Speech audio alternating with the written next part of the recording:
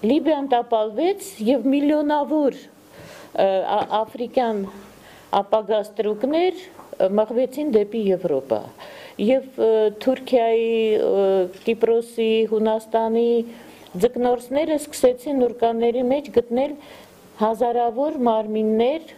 որոնք արդեն կտրված էին եւ մեջների օրգանները բացակա։ Գիտեք, այսօր մարդու օրգանները ավելի թանկ են, քան մարդը։ Դա պետք է գիտակցենք եւ պետք է գիտակցենք այն հանգամանքը, որ 1968 թվականին Բարնարդը սրտի իմպլանտացիա արեց եւ այդ նույն ժամանակվանից մի նոր զարգ ստացավ յուվենալ արդարադատությունը, որպես միջոց մարդու օրգանների հեշտ տիրանալու, էժան տիրանալու։ Ես կարող եմ հույս փայփայել, որ այս օրենքի Եվրոպայից, Ամերիկայից պատճենահանված օրենքի հեղինակները այս բոլորը չեն գիտակցում։ Դրա համար եմ եկել, որ դա ասեմ։ Վտանգավոր բան է, եւ մենք պետք է շատ զգուշավոր լինենք, որպեսզի մեր ընտանիքներին դա չհասնի, որովհետեւ հայկական ընտանիքը մի կուրք ունի, հայը աստվածապաշտ է, աստվածապաշտ չի, բայց մանկապաշտ է, եւ Հայաստանը միշտ եղել է եւ կա բացառություն երեխաների վերաբերյալ մեծագույն սիրո ընտանիքում եւ հանկարծ անուն են հանում, որ հայը ընտանիքում բռնություն է անում։ Ցանկացած բռնությունը ունի սոցիալական հիմք։ Ցանկացած զայրույթը ընտանիքում մշտական չի։ Սոցիալական հիմքը թե հարբեցողության, թե թմրամոլության, թե խաղամոլության, դա իհարկե մշտական աշխատանքի բացակայությունն է, տղամարդու անհույս մնալը եւ այն հանգամանքը, որ եկեք հիշենք, մի քանի տարի առաջ եկավ արտասահմանից մի հատ հայկին, աղջիկներին հավաքեց, տարան խնձորը թաղեցին կարմիր։ Ասեց, սա ինչ կարծրատիպ է, կարմիր խնձորը որն է։ Հետո սկսեցին մյուս կարծրատիպերը քանդել, բայց մեծագույն կարծրատիպը ընտանիքն է։ Եվ հիմա էլ ընտանիքի մեջ այդ սեպը գցելով ընդհանրապես ուզում են կոտրել, բայց եկեք հասկանանք, Մարքսը ասում էր ընտանիքը հասարակության բջիջն է, ոչ, ընտանիքը պետության հիմքն է, պետության բնօրինակն է,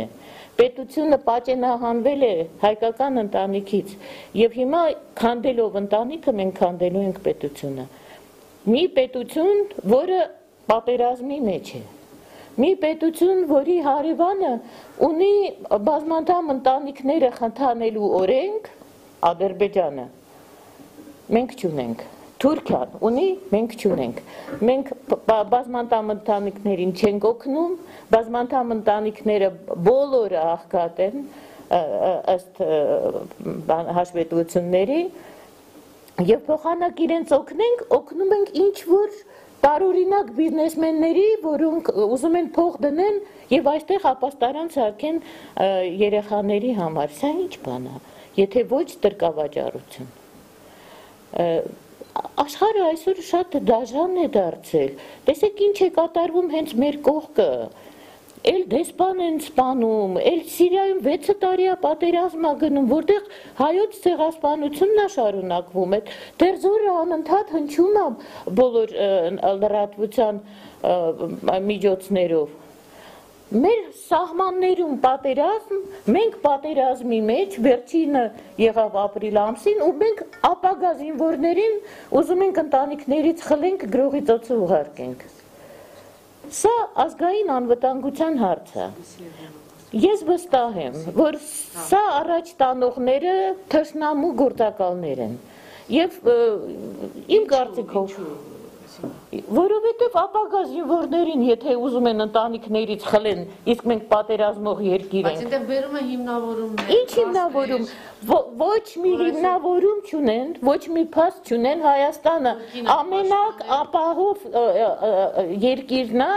ըստ ստատիստիկայի։ Հայաստանում բռնությունը 46 անգամ ավելի ցածր է, քան Մեծ Բրիտանիայում։ 46 անգամ։ Պատկերացնում եք դուք դա։ Ուղղակի այնտեղ ասում են իրավունքը պաշտպանել գիտեն եւ դրա մասին խոսում են, մենք ուղղակի լուր տանում ենք, այս տարբերությունը կա։ Գիտեք ինչ, ես երբ որ դպրոցական էի, մենք շեֆություն էինք անում մանկատան վրա։ Ընկալելի չի, հա, կինը գնաց եւ բողոքեց կինը, այսպես այ, բայց այդ իրականության։ Իսկ ընկալելի է, որ ձեր երեխային բակից տանեն գողանան, որովհետև ձեր հարևանը առանց ներկայանալու զանգել է, ասել է ինձ խանգարում են երեխաները աղմկում են բակում։ Իսկ նման դեպքեր շատ են։ Դպրոցից են տանում, ծնողը սպասում է, հետո պարզվում է, որ երեխային տարել են, որտեղ դպրոցի հոգեբանը հարց ու փորձ է արել, երեխան ասել է, որ ես ուզում եմ առավոտյան քաղցր ուտեմ, իսկ ինձ հաց ու պանիր են ստիպում ուտեմ։ Հազարավոր էսպիսի դեպքեր, դուք տեսեք սոցիալ աշխատողները ովքեր են իրանք ձեզանից լավ հոգեբան են, որ պետք է ձեր երեխայի ավելի լավ նայեն։ Իսկ մանկատանը անդրադառնալով ես ասեմ, երբ որ շեֆություն էինք անում մանկատանը, մեր ուսուցչուհիները վախենում էին մեզ հետ գալ, որովհետև երեխաները գնում էին, կպնում էին, ասում էին, դու իմ մաման կդառնաս, գիտեք, լավն է մաման, վատն է մաման, պապան լավն է, վատն է, դրանից լավը չի լինելու։ Երեխային իր բնածին ցանկությունը ծնողական մտերմության վերցնում են, կտրում են, ինչ են ստանում։ Ծանոթ աղջիկ կա լիբանանահայ Ամերիկայում արդեն բարձր պաշտոնի հասած երեխա էր ունեցել։ Բարուրելու ժամանակ շուրեր եկել, որ պամպերսը վերցնել, երեխան ընկել էր սեղանից։ Ոտքը դուրս էր ընկել։ Փորձանք։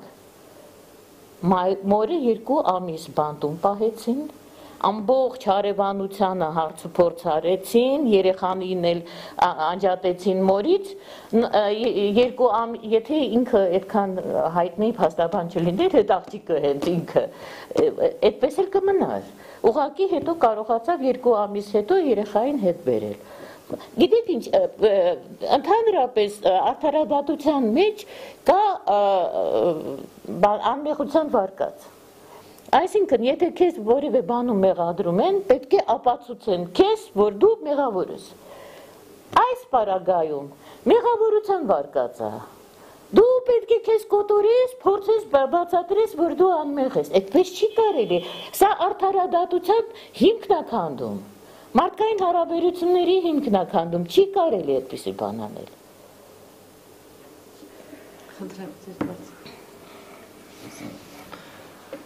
Հասմիկ Պետրոսյան,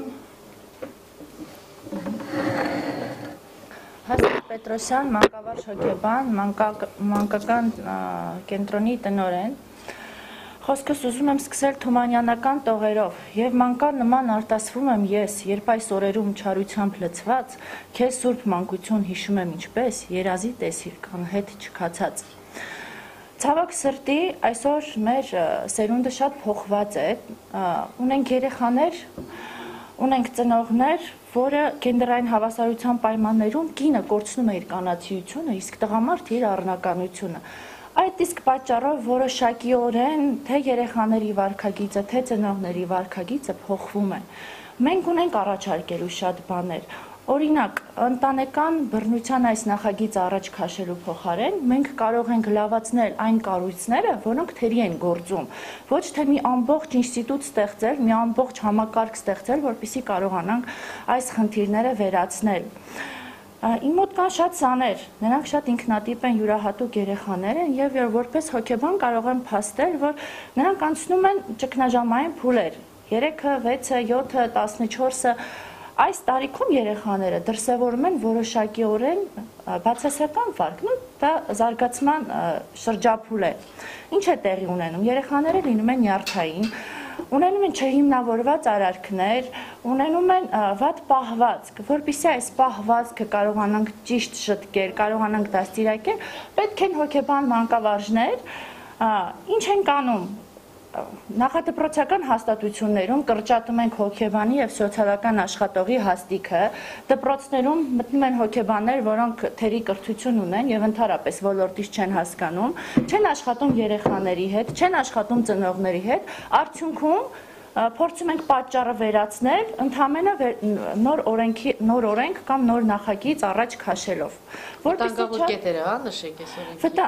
Վտանգավորության կետերը։ Եթե այս օրենքը, այս նախագիծը առաջ քաշվի, ընդհանրապես մենք կունենանք դեպրեսիկ երեխաներ, կունենանք երեխաներ, ովքեր իրենք հենց արդեն տրավմատիկ կլինեն, քանի որ երեխայի առաջի սնման աղբյուրը դա մայրն է։ Չէ՞ որ երեխան մոր հետ ունի էմոցիոնալ կոնտակտ, ունի էմոցիոնալ շփում։ Իսկ ով ասեց, որ երեխաները խլվելով ընտանիքից կամ օտարվելով ընտանիքից չեն ապրելու դեպրեսիաներ ապաստարաններում կամ այն վայրերում, որտեղ նրանք գտնվում են։ Ով ասեց, որ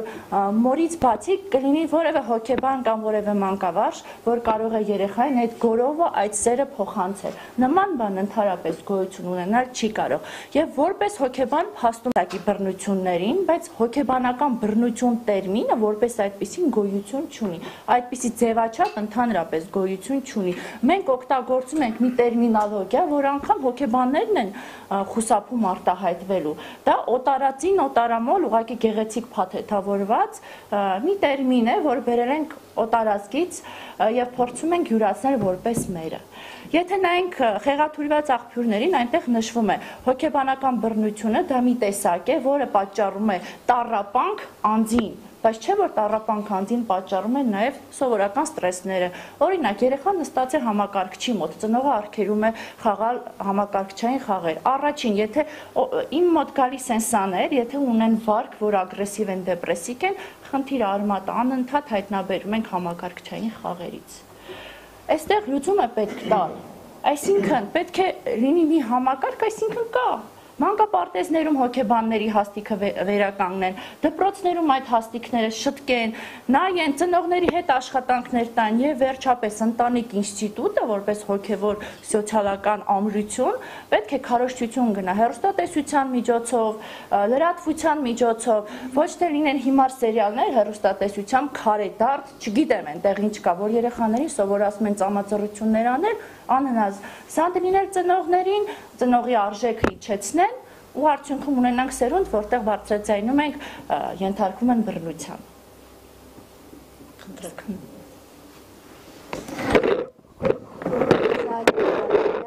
Հայ մայրեր հանուն ընտանիքի նախաձեռնության համակարգող, ես ուզում եմ հիմա խոսել իմ անունից, որպես Հայաստանի քաղաքացի եւ որպես մայր։ Այս օրենքը կարդալուց հետո իմ մոտ տպավորություն ստեղծվեց, որ ես ՄԱԿ-ի այդ նստաշրջանը Կոլին Պաուելը որ կար, ենթադրյալ միջուկային ինչ-որ քիմիական զենք, որ թափահարում էր, այն նույն ենթադրյալ ընտանեկան բռնություն, ենթադրյալ զոհ, ենթադրյալ օրենքը չի կարող լինել ենթադրյալ։ Մեր ոստիկանության հենց տվյալներով ըստ գնդապետ Արտուր Վարդանյանի 2014-2015 թվականին անչափահասների նկատմամբ եղել է բռնություն 152 եւ 154 դեպք, որից ընդամենը 8-ը եւ 11-ը եղել են ընտանիքներում, մնացածը եղել են ոչ ընտանիքներում։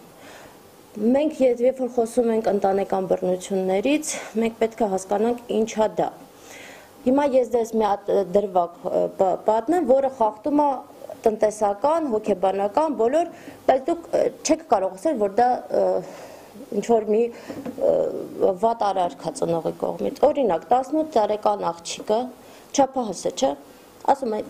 ինձ պապա փող տուր, ես գնամ գիշերվա 11-ին դիսկոտեկ պարելու։ Հայրը հասկանում է, չէ՞, որ ինչ կարող է լինել։ Ինքը ասում է, չեմ տա քեզ փող։ Տնտեսական բռնություն է, ասում է չես գնա, տեղաշարժի բանն է, չէ, սահմանափակումն է, խախտում է այս օրենքը, հա, բայց հայրը ինչի մասին է մտածում, երեխայի անվտանգության մասին։ Երբ որ ասում եմ գնամ մատուցող աշխատեմ, նույն էլի չափահաս, օրինակ 19 տարեկան ուսանող տղան։ Գնում եմ մատուցող աշխատեմ, ծնողը ասում է, այդ տղա ջան, գնա սովորի, ինչի աշխատես, մենք ամեն ինչ կապահովենք։ Դա աշխատանքի եւ գումար վաստակելու արգելքն է, չէ՞։ Օրենքս խախտում է, բայց ինչ մտադրություններով է խախտում, որ ծնողը ուզում է երեխան սովորի, նորմալ աշխատանքի անցնի, նորմալ ապագա ունենա։ Հիմա այդ երեխան չի գիտակցում հետևանքներ, եթե ինքը ուսումը թողի կամ ինչ, ինքը ջղայնացած զանգում է այդ աջակցման կենտրոն, ասում է իմ ծնողը ինձ բռնանում է։ Ոստիկանը գալիս է, ասում է, սենց բան կա։ Հիմա ոստիկանն ինչ անի։ Ծնողը լավ արարք է արել, իր ապագա երեխայի ապագայի մասին է մտածում։ Բայց իտոգում ստացվում է, որ այս օրենքը ինքը խախտել է ծնողը։ Նույնը, որ խոսում է անդադ երեխաների իրավունքների մասին։ 2 տարեկան երեխան ունի իրավունք հոսանքի լարը կրծելու, ունի իրավունք։ Բայց դա իր շահերից բխում է, թե ոչ, չի բխում, որտեղ ինքը հոսանքի ուդար կստանա եւ կմահանա։ Երբ որ ծնողը քաշում է, մի հատ թաթոշին է տալի, ասում է՝ մի արա, չի կարելի։ No, մի հատ երեխան սկսում է լացել, չէ՞, որտեղ ձեռից առել են։ Այն ինչ որյան հետաքրքիր է։ Հոգեբանական ճնշում է, բայց երեխայի կյանքն է փրկում ծնողը դրանով։ Ու այս օրենքում այնքան կարելի է մեր ծնողական, հայկական անհանգստությունը, սերը, մտահոգությունը այս օրենքի կետերով համարել բռնություն, խառնվել միջամտել ընտանիքներ, երեխաներին օտարել, որտեղ իրանց բռնանում են, իրանց իրավունքների, բայց այս օրենքում չկա ընտանիքի իրավունք, չկա ծնողի իրավունք, երեխայի իրավունք, բայց երեխայի իրավունքի եւ շահի ամենալավ պաշտպանը դա ծնողն է եւ հայ ծնողն է։ Երբ որ տիկին Նելի Դուրյան, եթե չեմ սխալվում, ոստիկանության ներկայացուցիչը ասում է, որ սեռական բռնությունների մեծ մասը, եթե ոչ բոլոր, կատարվում են կալանավայրից երեք հենց ասուլիսի ժամանակ ազատության հեռուստաընկերությամբ, ինքը ասաց, որ կատարվում են կալանավայրից վերադարձված կնոջ զուգընկերոջ կողմից, ավելի հազվադեպ հայրիկների կողմից։ Դե կներեք, դա ձեր պարտականությունն է կալանավայրում գտնվող մարդկանց ռեաբիլիտացնել, հոգեբանական աշխատել, սոցիալապես ապահովել, որ իրանք դուրս գան նորմալ մարդ։ Դա ուղղելու բան, մարդուն ուղղելու հիմնարկա, չէ, ոչ թե ավելի փչացնելու եւ ավելի ագրեսիվ դարձնելու։ Նույն բանը ինչ որ վերաբերվում է այդ հասարակական կազմակերպությունների եվրոպական մտածելակերպին, հա, ճակերտավոր, որոնք ուզում են այստեղ փաթաթեն մեր վրա այդ եվրոպական մտածելակերպը։ Եվրոպական մտածելակերպը եւ մարդու իրավունքների պաշտպանությունը մենք տեսանք շատ լավ Քյոլնի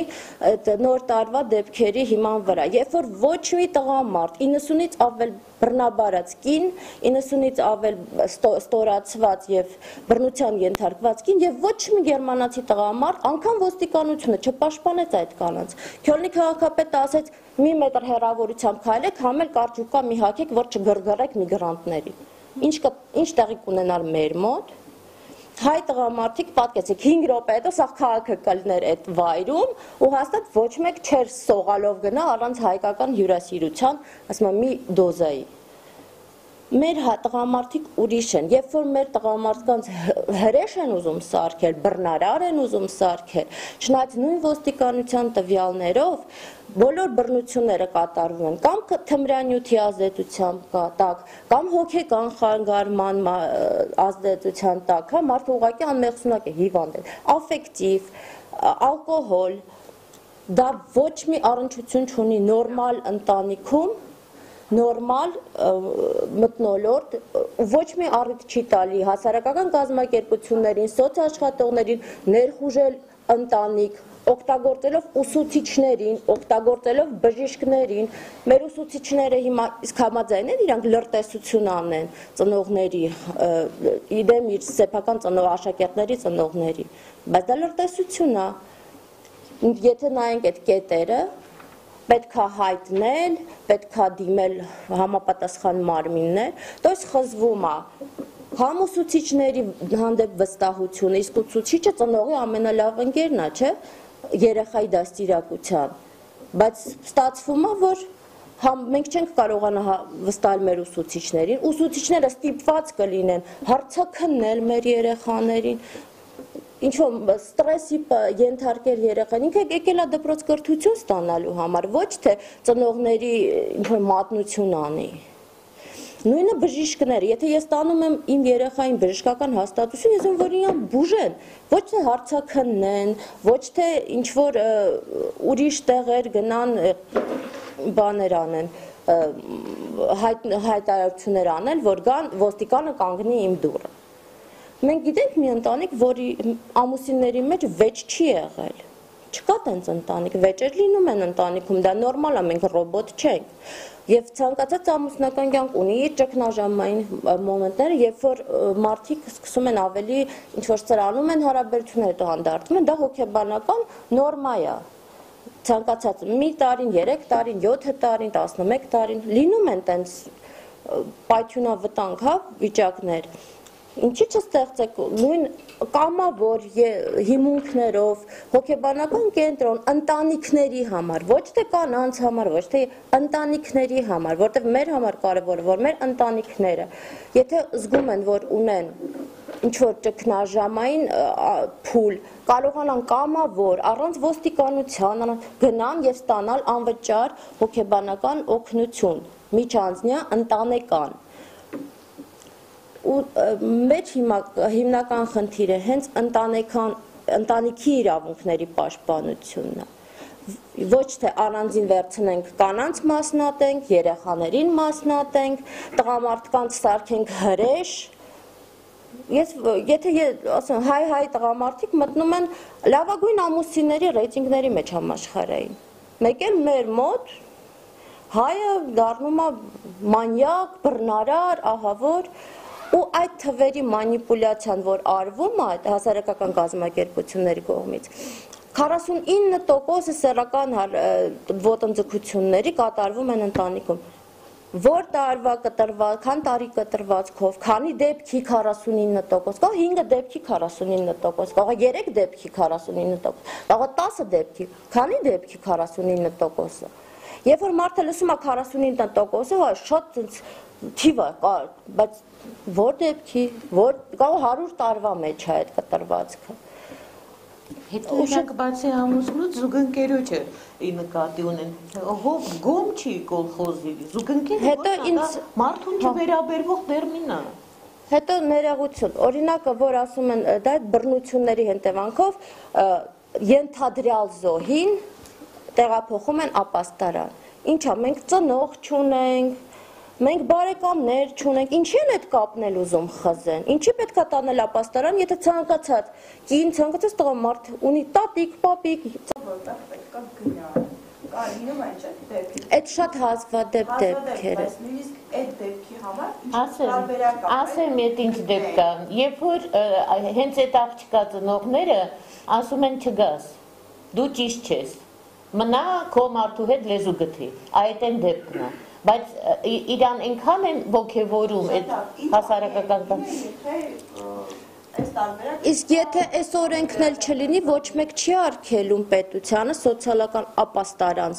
ստեղծել եւ կան արդեն, մենք ունենք այդ օրենքները, որտեղ կարող են տեղավորվել այդ մարդիկ, հենց այդ եթե իրանք այդքան ծայրահեղ հա վիճակում են, մենք ունենք այդ օրենքը ոչ մի բանով չի օգնում։ Ապաստարանում բռնություններ կան, որ համաշխարհային փորձը ցույց է տվել, որ նույն ապաստարաններում կատարվում են բռնություններ, երեխաներ են մահանում, շատ են այդ դեպքեր, հետո կարող է մենք մի հատ էլ ապաստարաններում բռնության դեմ օրենք ընդունենք։ Վերջերս Ռուսաստանում 3 ամսական երեխային աղքատության պատճառով խլեցին իր ծնողներից եւ ապաստարանում այդ երեխային գցեցին, երեխան մահացավ։ Դուք ասացիք, որ հոգեբանական բռնության որևէ ձևակերպում, միջազգային գոյություն չունի, այդ դեպքում ինչի հիման վրա են հարցումներ ստատիստիկա հրապարակում, որ Հայաստանում 80% տեղեր կա գրնալություն, տեղեր կա 60% կանայք ընդհանրում են հոգեբանական բռնությամբ, հաստատեն հիմնավորված չի։ Դա մանիպուլյացիա է, օրեր առաջ երեխաների ցանցի պաշտպանության նախագահ, հա, եթե չեմ սխալ, Միրա Անտոնյանի խոսքով չկա որևէ ստատիստիկա, չունեն իրենք հստակ տվյալ, եւ եթե հնչում են որևէ տվյալներ, այսքան տոկոս, այնքան տոկոս, դա գոյություն չունի, չկա որևէ տվյալ։ Որտեվ ամեն մեկը իր յուրովի է հասկանում, մեկը հուսքի ամուսինը կասի այսօր հոգնած տեսք ունես ինքը արդեն հոգեբանական տառապանքների մեջ է անգնում, մյուսը դες կրիտերիաներ չկա էլի, դու չես կարող իմանալ, ամեն մեկը յուրովի է հասկանում, ամեն մեկին մի բառ ասես ինքը արդեն ստրեսի մեջ է անգնում, մյուսին ինչ ուզում ես ասա, ինքը ստրեսի մեջ չի ընկնում։ Ցավոք ունենք որոշակի դեպքեր, խոսենք այս մասին, որ այո կան դեպքեր, բայց դա այն ահռելի թիվը չի, որի պատճառով մի ամբողջ օրենք ենք ստեղծում։ Կարելի է լավացնել որոշակի համակարգեր, որպեսզի աշխատեն հենց այդ դեպքերի հիման վրա եւ քրեական օրենսգիրքը լիարժեք կատարելու դեպքում կարծում եմ կկախվի Ընտանեկան օրենսգիրքը, քրեական օրենսգիրքը, սոցիալական ծառայությունները գոյություն չունի։ Մենք բանական բռնություն։ Գիտեք, այնքան ակնհայտ է, որ փող են ստացել ու պետք է այդ փողը իրանք արդարացնեն։ Ստեղ ուրիշ բան չկա։ Սա Հայաստանին չվերաբերող բտացածին պրոբլեմա։